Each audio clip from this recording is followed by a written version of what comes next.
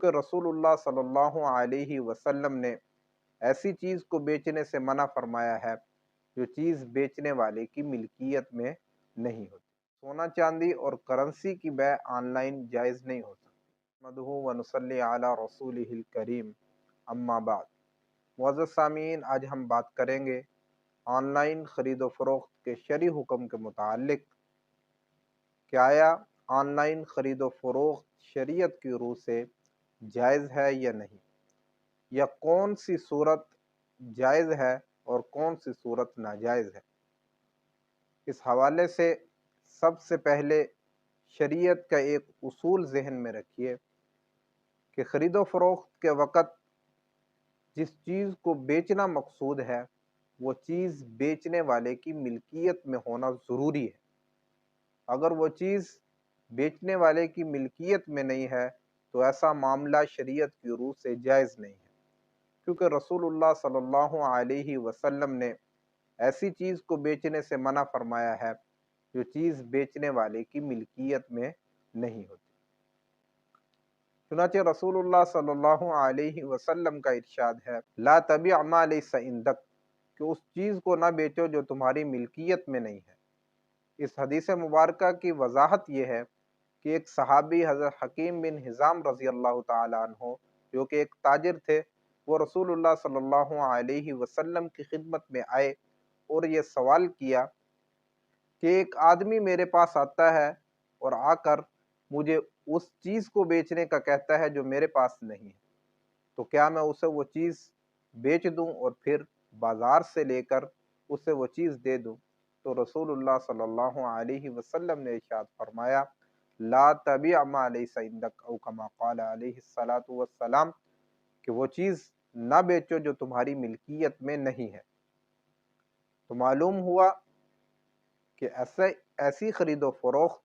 کہ جس میں بیچی جانے والی چیز وہ بیچنے والی کی ملکیت میں نہیں ہے، شریعت کی روح سے یہ خرید و فروخت، یہ معاملہ جو ہے وہ جائز نہیں ہے۔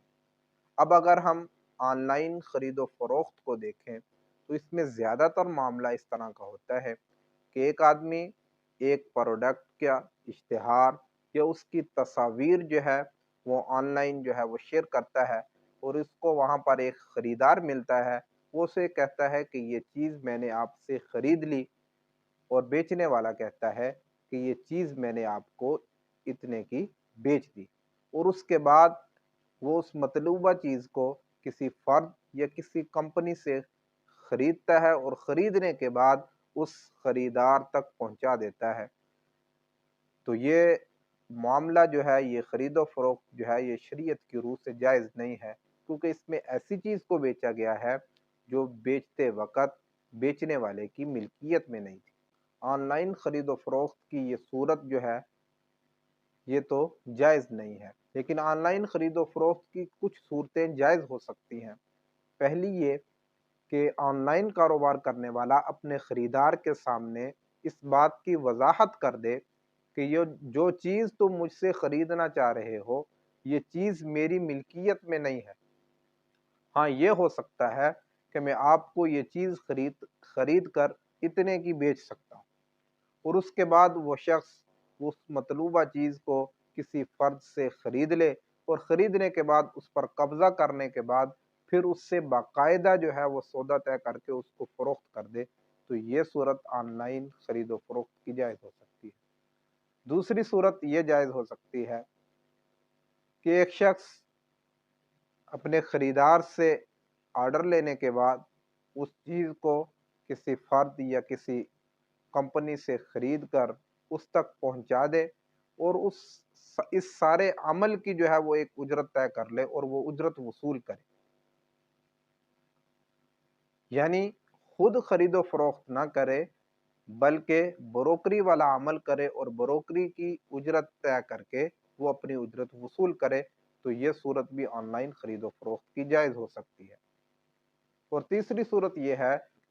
آن لائن اسی چیز کو بیچے جو اس کی ملکیت میں موجود ہے، تو یہ صورت جو ہے یہ بھی شرعی طور پر جائز ہے۔ اس حوالے سے ایک اہم بات جو ہے وہ ذہن میں رکھنے والی ہے، وہ یہ کہ سونا چاندی اور کرنسی کی بے آن لائن جائز نہیں ہو سکتی۔ اس کی وجہ یہ ہے کہ سونا چاندی اور کرنسی کی بے کے اندر شریعت کی طرف سے ایک اہم شرط یہ ہے کہ اس کی بے جو ہے وہ ہاتھ در ہاتھ ہو، یعنی جس مجلس کے اندر یہ عقد ہو رہا ہے اسی مجلس کے اندر جو ہے وہ افزین پر قبضہ کر لیا جائے، یعنی ایک ہاتھ سے وہ چیز دی جائے اور دوسری ہاتھ سے اس کی قیمت جو ہے وہ وصول کی جائے، اور یہ شرط آن لائن خرید و فروخت کی صورت میں مفقود ہے، لہٰذا سونا چاندی اور کرنسی کی بے آن لائن جائز نہیں ہے۔ اللہ رب العزت سے دعا ہے کہ وہ ہمیں شریعت کو سمجھنے اور اس پر عمل پیرا ہونے کی توفیق عطا فرمائے۔ وآخر دعوانا الحمدللہ۔